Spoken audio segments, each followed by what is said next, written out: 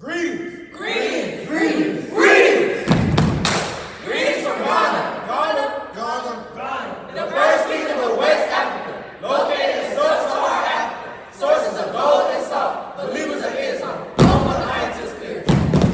Ghana. Greetings from the kingdom of gold, the great descendants of Mansa Musa, the greatest ruler the world has ever seen. We follow the Quran. Keep with the rap the world's gold, the richest kingdom in the world.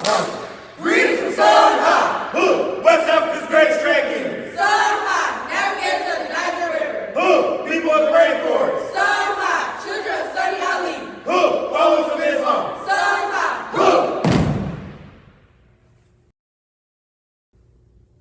Confusion step.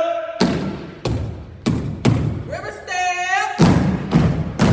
Sunni. Ali. Sunni. Gold kingdom. Mansa Musa. Mansa Musa. Mansa Musa. Hey! Hey! Hey! Hey! All together now! Hey! Sunni! Hey! Ali! Hey! Sunni! I woke up to screaming in pain. And I was making change. Watch my brother scream out in pain. Felt like they took my pride. Wish I knew I was taking with my own kind. Held against my will, wishing I have died. Which I begin to feel of child, being taken from place to place, wanting to hide. Wondering why I'm being misapplied. While watching others being described as bright, but they despise it if I'm not their own kind. Open the door to free my people. It's been 2 months now since I've seen the light of day. I'm surrounded by 100 others and we are cramped tightly in a tomb with a small opening. I know that I won't make it over because I'll probably die of starvation, but I'd rather die than work for the white man. Give us some food to feed my people. I haven't eaten what feels like 3 days. The last thing I ate tasted like beans. They refused the man next to me food because he looked too sick, and my newborn son died of dehydration and starvation. We need a doctor. My people are dying. My people are cramped. So space my people. We are hungry. We are ready to be free at last. Darkness is around us. It surrounds us. Then I see the light. I hear strange voices and I think we may be free. I feel cold, clammy hands grab me. There's a monster. The wells of people being trained down is enough to make a man mad. A man whose skin matches that of ivory holds the key to my freedom. It's bigger than any animal I've seen. I don't know how it floats.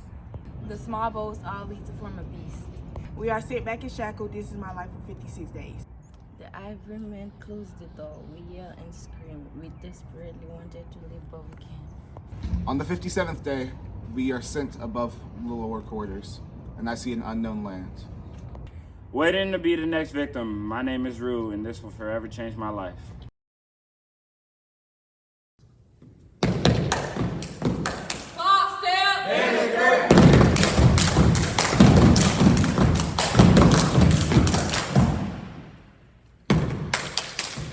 Abolitionists! Frederick Douglass!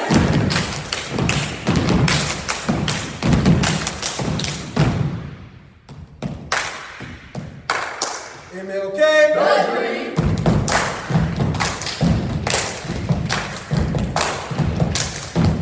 All together now!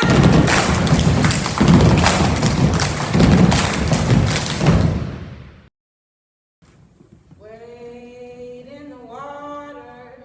Wade in the water, children. Wade in the water. God's gonna travel on the water. Down by the tree.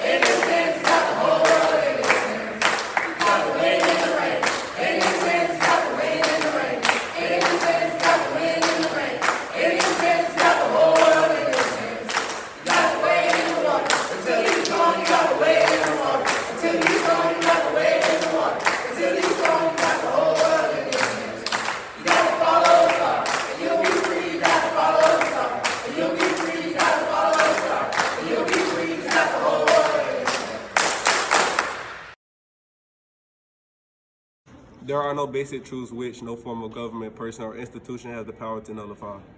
All men are created equal with the right to freedom, liberty, and the pursuit of happiness. No matter the origin or the ancestry, bondage, or the color of their skin.